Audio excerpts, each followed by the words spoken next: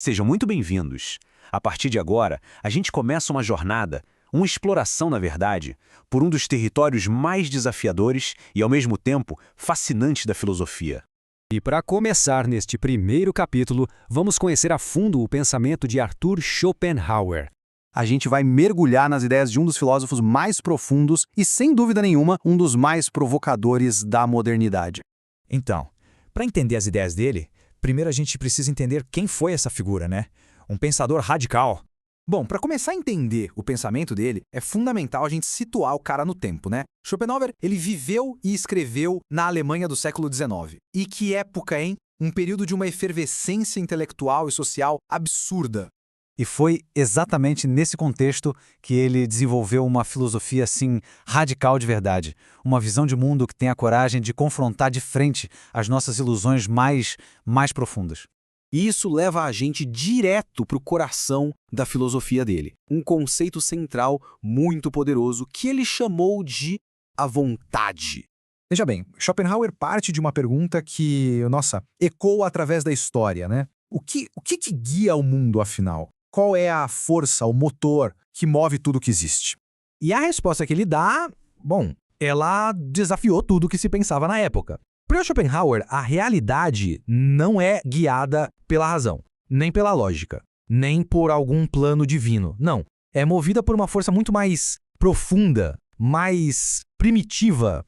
E ele chamou essa força de vontade. Mas, atenção, não é a nossa vontade de tomar um café. Pensa nela como um impulso cego, sabe? Incessante, primordial. Uma força que não tem um objetivo final.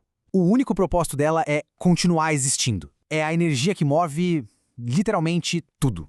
E a gente vê essa tal vontade em todo lugar. Ela tá ali, na força implacável da natureza. Sabe aquela planta que consegue quebrar o concreto só para buscar um pouco de luz? É isso. Tá também no instinto puro dos animais, que lutam, que caçam, que se reproduzem, sem pensar, sem nenhum tipo de deliberação racional. E aqui vem o ponto crucial. Essa mesma força, ela está dentro da gente. Todos os nossos desejos, as nossas paixões, aquela ambição de ser reconhecido, a fome que a gente sente, tudo isso, para ele, é só a vontade universal se manifestando em nós. Ok, então, se a gente é guiado por essa vontade cega que nunca se satisfaz, qual é a consequência disso para a nossa vida? Bom, isso nos leva a uma das metáforas mais famosas e potentes dele, a do pêndulo da vida. Funciona assim. A vontade faz a gente desejar o tempo todo. Então a gente busca, a gente luta, se esforça pra caramba para conseguir as coisas. Mas e a satisfação? Quando ela vem, ela quase nunca dura, né?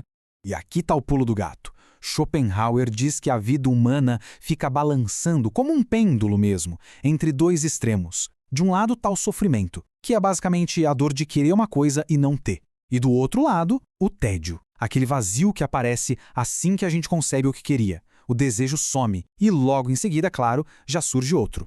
Essa visão, essa análise tão crua, tão direta da nossa condição, essa ideia de que a gente está sempre preso entre a dor e o vazio, foi isso que ficou conhecido como pessimismo filosófico.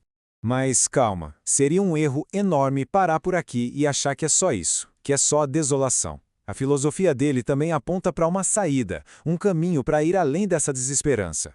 É que, apesar de todo mundo chamar ele de pessimista, a filosofia dele não é um convite para o desespero, sabe? Muito menos para o niilismo. É o contrário, na verdade. O grande objetivo é buscar jeitos de compreender de verdade a nossa condição. E é a partir dessa compreensão, dessa lucidez, que talvez, só talvez, a gente consiga amenizar um pouco o peso de existir. E isso nos deixa com uma reflexão final que, para mim, resume tudo de forma brilhante. Compreender a vida nem sempre significa celebrá-la. Às vezes, significa encará-la com lucidez. Mas olha, essa nossa jornada pelo pensamento de Schopenhauer está só começando. No próximo capítulo, a gente vai mergulhar de cabeça na obra-prima dele, O Mundo como Vontade e Representação.